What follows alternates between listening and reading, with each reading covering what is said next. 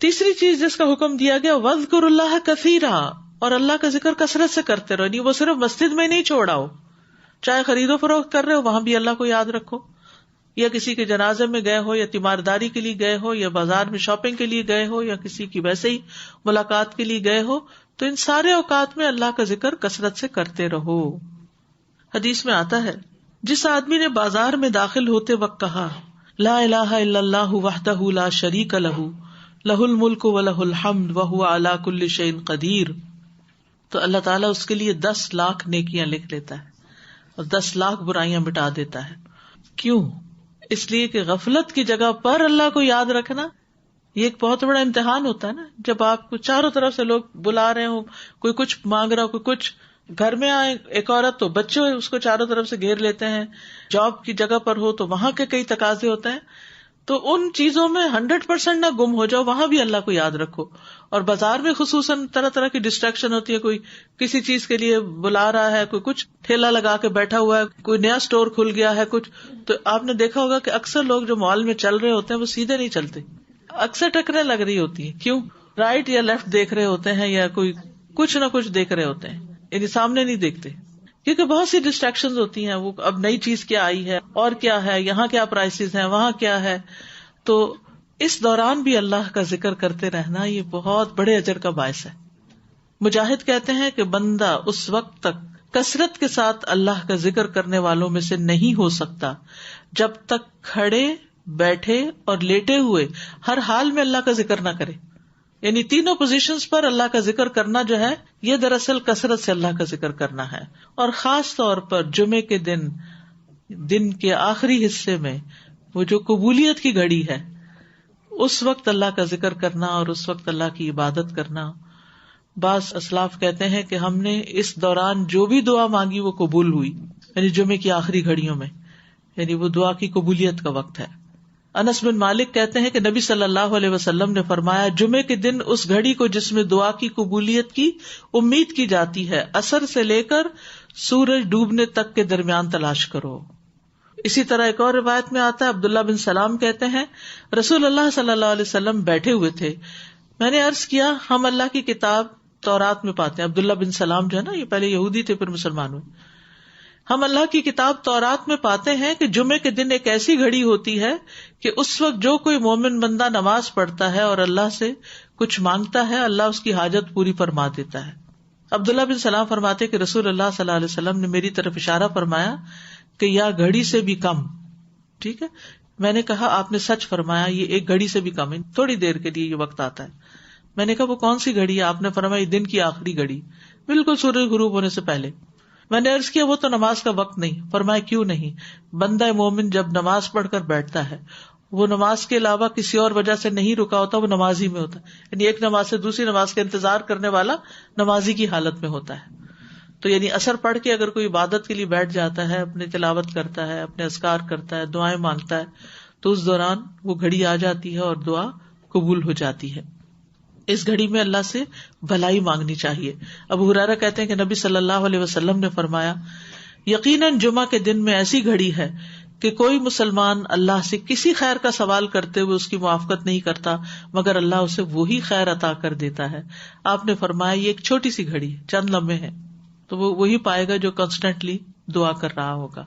لیکن یہ جو اچھی بات ہے نا کہ بالکل آخری وقت. اچھا ہوتا پتہ کیا، ہم اکثر جیسے عبادت شروع کرتے جاتے جو بالکل تھوڑا سا وقت رہتا ہے تو اس وقت ذرا سا پہلے ہی آف کر دیتے ہیں. تو شاید اس میں یہ حکمت ہے کہ بالکل آخر تک جب مؤذن اذان دینے لگے مغرب کی تب تک ذکر کرتے رہو. تو اگر آپ لوگوں کے پاس بہت لمبا وقت نہیں بھی بیٹھنے کا، یا کام ہے یا مصروفیت ہے، تو اس میں کوشش کریں کہ سب کام کاج چھوڑ کے آخری 5-10 منٹ جو ہے وہ ضرور تسبیح میں اور ذکر میں اور دعائیں کرنے میں لگائیں، اور اذان کے وقت تک لگے رہیں اس میں. وَاذْكُرُوا اللَّهَ كَثِيرًا لَعَلَّكُمْ تُفْلِحُونَ، تاکہ تم فلاح پا جاؤ، کامیاب ہو جاؤ. تو اس سے یہ پتہ چلتا ہے کہ زمین میں نکل کر تجارت کرنا اور اس دوران اللہ کو یاد کرنا یہ فلاح و کامیابی کی علامت ہے. فَإِذَا قُضِيَتِ الصَّلَاةُ فَانتَشِرُوا فِي الْأَرْضِ وَابْتَغُوا مِن فَضْلِ اللَّهِ وَاذْكُرُوا اللَّهَ كَثِيرًا واذكروا الله كثيرا لعلكم تفلحون. اس سے یہ بھی پتہ چلتا ہے کہ جمعے کا دن پوری چھٹی کا دن نہیں ہے، کام کا دن بھی ہے. جمعہ سے پہلے بھی کام اور بعد میں بھی کام. ہمارے دین میں سست رہنے اور بیکار رہنے اور ذمہ داریوں سے بھاگنا جو ہے وہ پسندیدہ نہیں ہے. السلام علیکم ورحمۃ اللہ وعلیکم. استاذہ جی کوشچن ہے، جو ہی جمعہ شروع ہوتا ہے وہ مبارکباد کے خطوط آنا شروع ہو جاتے ہیں. صحیح، یہ ایک نیا سلسلہ شروع ہوا. صحابہ میں سے کبھی کوئی کسی کو جمعے کی مبارک نہیں دیتا تھا. یہ جو بدعت میں شامل ہو جاتا ہے نا، خود بھی ایک چیز کا پابند ہونا، پھر دوسروں کے اوپر بھی بوجھ ڈالنا، تو اس کی ضرورت نہیں. ایک اور کوشچن ہے کہ جمعے کے دن بعض اوقات جیسے ہم پڑھا رہے ہیں، درس و تدریس ہو رہی ہے، بچوں کو پڑھا رہے ہیں، تو پھر اس وقت تو بیٹھ نہیں سکتے، پھر یعنی کہ اس گھڑی کے لیے جی تو وہ ذکر میں ہے، تو بہت اچھی بات ہے. ذکر میں مصروف ہے، جو ذکر میں مصروف ہوتا ہے اللہ تعالیٰ اس کی دعائیں اور زیادہ سنتا ہے. اصل میں سورۃ الجمعہ جو ہے نا، یہ ایک تربیت کی سورت ہے. یعنی اگر آغاز میں دیکھا جائے تو سب سے پہلے تو اللہ تعالیٰ کی تسبیح کا ذکر کیا گیا، پھر اللہ تعالیٰ کی 4 صفات کا ذکر کیا گیا. پھر ان صفات کے بعد جو بڑی اہم بات کی گئی وہ یہ کہ اللہ کا بہت بڑا فضل ہے کہ امیوں میں ایک رسول بھیج دیا. اس پر اللہ کی تسبیح اور اس پر اللہ تعالیٰ کے عزیز اور حکیم ہونے کی جو شان ہے وہ نظر آتی ہے. اور پھر اللہ تعالیٰ کی 4 صفات بیان ہوئی اور رسول اللہ صلی اللہ علیہ وسلم کے 4 کام. اور اس میں آپ دیکھیے کہ کس طرح دوسری صفت القدوس ہے تو نبی صلی اللہ علیہ وسلم کا دوسرا کام یزکیہم ہے، تزکیہ کرنا. قدوس وہ خود پاک ہے تو وہ لوگوں کو پاک کرتے ہیں. اور پھر آخری صفت الحکیم ہے تو نبی صلی اللہ علیہ وسلم الحکمت سکھاتے ہیں. اور یعلمہم الکتاب جو ہے یہ اللہ تعالیٰ کے العزیز ہونے کی علامت ہے کہ اللہ تعالیٰ اپنا حکم جاری کر کے رہتا ہے اور وہ اس کا حق ہے کہ وہ کرے. اور پھر ان 4 کاموں کے بغیر لوگ کھلی گمراہی میں مبتلا ہیں، چاہے ان 4 کے آنے سے پہلے دور جاہلیت میں یا اب بھی جو ان 4 کاموں سے دور ہیں وہ جہالت کی زندگی بسر کر رہے ہیں. تو اسلام جو ہے یہ ایک ایسا دین ہے جو علم حاصل کرنے کا تقاضا کرتا ہے. اور علم بھی برائے علم نہیں بلکہ اس میں تزکیہ اور تربیہ. تزکیہ جو 2 چیزوں پر مشتمل ہوتا ہے، ایک تخلیہ اور ایک تحلیہ. تخلیہ ہوتا ہے کسی چیز کو خالی کرنا، جیسے اگر ایک باغ ہے اور اس میں آپ نے کوئی پھل دار درخت لگانے ہیں تو پہلے کیا کریں گے، اس زمین کو صاف کریں گے ہر طرح کی ویڈز وغیرہ سے، اور پھر اس میں درخت لگائیں گے، پھر پھل آئیں گے. تو ایسے ہی انسانی نفس کا پہلے تزکیہ، یعنی اس کے ایمان کو درست کیا جائے، شرک وغیرہ اور ایسے تمام چیزوں سے اس کو پاک کیا جائے، پھر اس کے بعد اس کو تعلیم دی جائے. کیونکہ صحابہ کہتے ہیں نا، پہلے ہم نے ایمان سیکھا پھر اس کے بعد ہم نے قرآن سیکھا. کیونکہ اگر ایمان ہی نہ ہو تو قرآن کو لوگ پھر ایک عام کتاب کی طرح پڑھیں گے اور اس سے کچھ زیادہ فائدہ ہونے والا نہیں. ایمان ضروری ہے اس کتاب پر. تو تطہیر القلب من الشرک والنفاق بڑی ضروری ہے کتاب کو صحیح طور پر سمجھنے کے لیے. اسی لیے آپ دیکھیں قرآن مجید میں آتا ہے ذالک الکتاب لا ریب فیہ ھدی للمتقین، یعنی فار شور یہ کتاب متقین کو ہی ہدایت دیتی ہے. تو متقین وہ ہے جن کا تزکیہ ہوتا ہے، تزکیہ ہو چکا ہوتا ہے یا وہ تزکیہ کر رہے ہوتے ہیں. تو تزکیہ کے بغیر اگر آپ کتاب کسی کو سکھاتے جائیں تو اس کے اندر نہیں اترتی، اس کے عمل اور اخلاق میں نہیں آتی. تو پہلے تقدیر پھر تمطیر. عمل تقدیر آپ نے پڑھا ہوگا اردو میں، اگر سائنس پڑھی ہو کبھی. کیا ہوتا ہے، وہ جو پانی کو فلٹر کرتے ہیں نا، جی ہاں فلٹر کرتے، تو وہ یعنی تزکیہ بھی فلٹریشن ہی کا عمل ہے ایک طرح سے، یعنی پاک صاف کرنا. تو وَيُزَكِّيهِمْ، پھر وَيُعَلِّمُهُمُ الْكِتَابَ وَالْحِكْمَةَ. اور پھر آج بھی اگر کوئی شخص دین کی دعوت دیتا ہے تو پہلے آپ دیکھیں کہ وہ کس چیز کی دعوت دے رہا ہے. کیا اس کے نصاب میں یہ 4 چیزیں ہیں یا نہیں ہیں. اور الحمدللہ انہی آیتوں سے انسپائر ہو کر میں نے الہدا کا جو سلیبس تھا اس کو ڈیزائن کیا تھا کہ لوگ تلاوت بھی سیکھیں، لوگ ترجمہ بھی سیکھیں اور تربیہ بھی ساتھ ہو، اور حکمت یعنی سنت نبی صلی اللہ علیہ وسلم کی حدیث بھی. کیونکہ اگر ان میں سے کوئی ایک چیز بھی آپ omit کر دیتے ہیں تو آپ اصل سے ہٹ جاتے ہیں، پھر گمراہی میں جانے کے چانسز ہو جاتے ہیں. ان کانوا من قبل، اس کے بغیر کیا تھا، لفی ضلال مبین. تو اگر کوئی شخص کہتا ہے قرآن ہی کافی ہے، حدیث کی ضرورت نہیں، یا یہ کہ صرف اکیڈیمک ایکسیلنسی پہ جاتا ہے اور بڑی بڑی فلسفیانہ باتیں کرتا ہے، قرآن پڑھنا ہی نہیں آتا. کئی لوگ ایسے بھی ہوتے ہیں نا.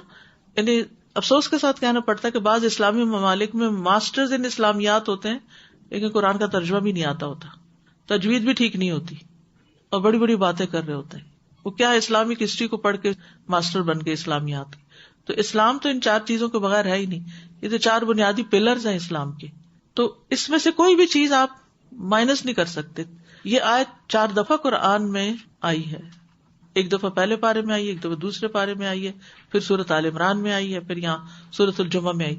اور 4 دفعہ یہی 4 چیزیں بتائی گئی ہیں کرنے کی.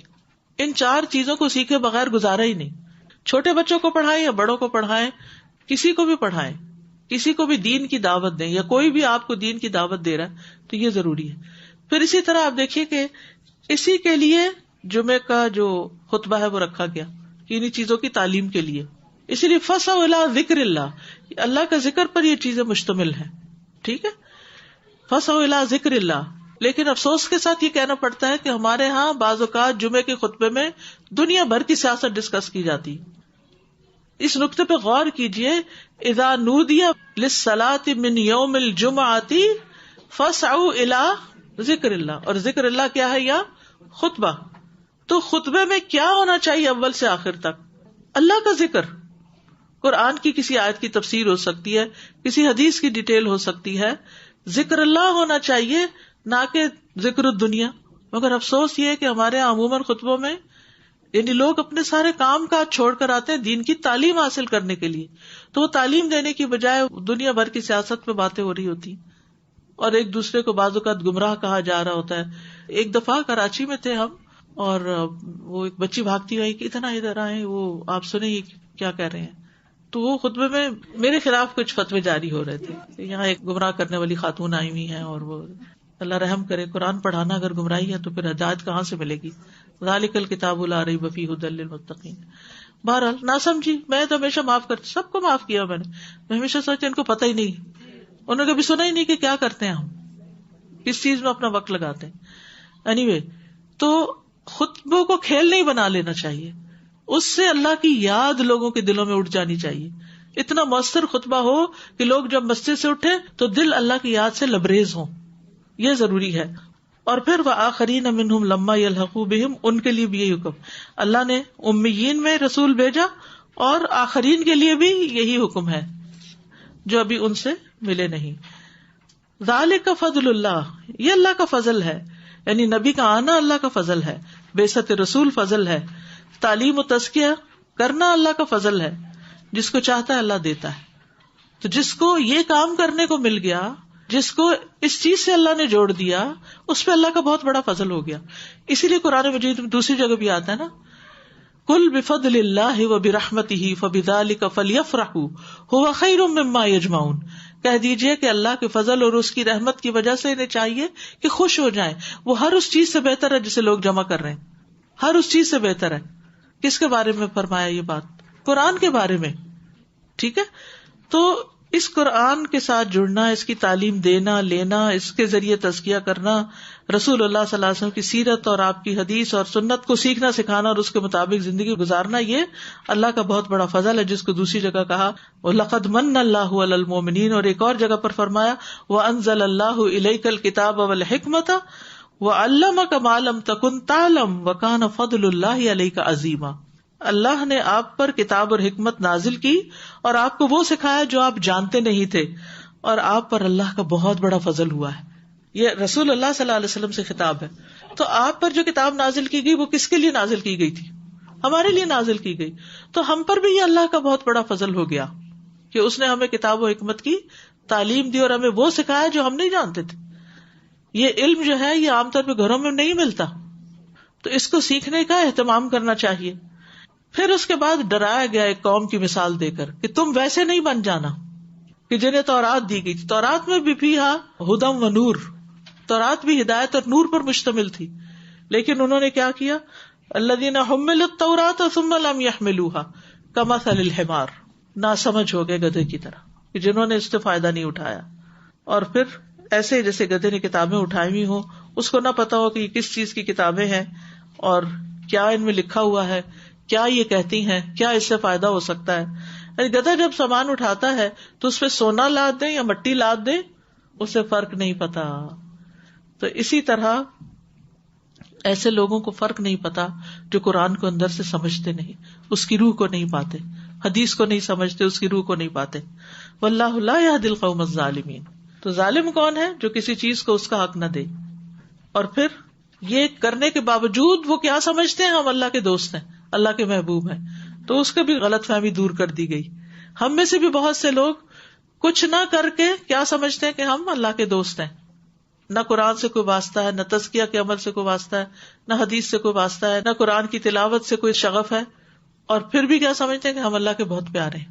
ٹھیک ہے, اللہ کے بہت پیارے ہیں تو پھر دنیا میں کیوں رہتے ہو, دنیا سے کیوں محبت ہے؟ آگے چلو. فتمنوا الموت ان کنتم صادقین ولا یتمنونہ ابدا بما قدمت ایدیہم واللہ علیم بالظالمین. اللہ ظالموں کو خوب جانتا ہے. لیکن ساتھ ہی وارن کر دیا گیا, موت سے بھاگو گے بھی تو بھاگ نہیں سکتے, وہ آگے سے آ جائے گی اور تمہیں بتایا جائے گا تم کیا کرتے رہے ہو. یعنی تمہارے سارے اعمال تمہارے سامنے آ جائیں گے. تعلیمی امور پر ہی ساری تقریباً بات ہے اور اس کے نتائج کے اوپر. پھر خاص طور پر جمعہ کا دن وہ مسلمانوں کی تعلیم کا دن ہے. یعنی جمعہ جو ہے وہ ایک تعلیمی عبادت ہے. یعنی آپ کیا کہہ سکتے ہیں اس کو, ایک تعلیمی عبادت. باقی نمازیں یہ صرف عبادت, یہ ایک تعلیمی عبادت جس میں نماز کے ساتھ خطبہ بھی اس کا حصہ ہے. تو پھر اس کے لیے اتنی زیادہ تاکید کی گئی کہ جب وہ ٹائم ہو جائے تو بس دوڑ پڑو, تو سب کچھ چھوڑ دو, یہ تمہارے لیے بہتر ہے. اس سے یہ پتہ چلتا ہے کہ علم کی مجلسوں میں وقت کی پابندی بڑی ضروری ہے, اور علم حاصل کرنے کے لیے دنیا کے کام کاج چھوڑنا ضروری ہے. ذالکم خیر لکم ان کنتم تعلمون. لیکن علم ہو تو یہ جانے نا کہ یہ زیادہ بہتر کام ہے. جو علم رکھتے ہیں کہ یہ بہتر کام ہے وہ پھر اس کے لیے دوڑتے ہیں, وہ اس کے لیے گاڑیاں دوڑاتے ہیں, وہ اس سے محبت رکھتے ہیں. پھر وہ کوئی اور کام اس وقت میں نہیں کرتے جو ان کا علم حاصل کرنے کا وقت ہوتا ہے. اور پھر علم کس لیے حاصل کرو؟ اپنی دنیا اور آخرت دونوں کو بہتر بنانے کے لیے. فَإِذَا قُضِيَتِ الصَّلَاةُ پھر دنیا میں جاؤ, پھر دیکھو کہ کتنا عمل کیا اس پر. فَانتَشِرُوا فِي الْأَرْضِ وَابْتَغُوا مِن فَضْلِ اللَّهِ, کام کاج کرو اپنے. وَاذْكُرُوا اللَّهَ كَثِيرًا. یعنی اسلام نے انسان کو مشین نہیں بنا دیا کہ مشین بن کے صرف کام ہی کام کرتے رہو, گدھوں کی طرح صرف جتے ہی رہو. نہیں, اس میں تمہاری روح کا بھی حق ہے, تمہاری روح کا بھی ایک حصہ ہے, اور وہ بھی اس کو دو. اور پھر دوبارہ فریش ہو کر کام کرو, میل ملاقات کرو, علم حاصل کرو, دوستوں سے ملاقات کرو, بیماروں کی عادت کرو, جو بھی کرو, لیکن اللہ کو وہاں بھی نہ بھولنا. اس آیت میں استاذہ جی یہ جو 3 لفظ ہیں فانتشروا وابتغوا واذکروا, تینوں حکم ہیں, تو یہ تاکیدی امر ٹائپ کی چیز ہے کہ you can not stay back. انتشار اس وقت ضروری ہے جمعے کے بعد, پھیل جاؤ, چلے جاؤ. جزاک اللہ خیر. کیونکہ یہ نہ سمجھو کہ اب مسجد میں ہی بیٹھے رہنا جو ہے وہ عبادت ہے. کیونکہ پتہ کیا ہوتا ہے, اول تو ہم جاتے نہیں کسی ایسی جگہ, جب جاتے ہیں تو مزہ آتا تو پھر وہاں سے نہیں اٹھتے, پھر کہتے ہیں ادھر ہی بیٹھے رہیں. تو جس چیز کا وقت ہے اس کے لیے اپنے نفس کے خلاف جا کر پھر اس کام کے لیے حاضر ہو جانا, اسی سے تو لوگوں کو عموماً شکایتیں ہوتی ہیں. بہت سی خواتین کو ڈر لگتا ہے ان کے ہسبینڈ مسجد جائیں, کیونکہ ان کو پتا ہے وہ جائیں گے تو پھر کھانے پہ نہیں آئیں گے, پھر اکیلے ہی بیٹھ کے کھانا پکانا پڑے گا. کیونکہ وہاں وہ جا کر صرف نماز تھوڑی ہوگی, نماز کے بعد دوستوں کی گپ شپ اور چیزیں, وہ ختم ہو جاتا ہے, بالکل واش ہو جاتا ہے نا سب کچھ, بالکل. فَإِذَا قُضِيَتِ الصَّلَاةُ فَانتَشِرُوا فِي الْأَرْضِ وَابْتَغُوا مِن فَضْلِ اللَّهِ. کام کاج کرو, محنت مزدوری کرو, اور پھر اللہ کو بھی یاد کرتے رہو. گمراہیوں کی رات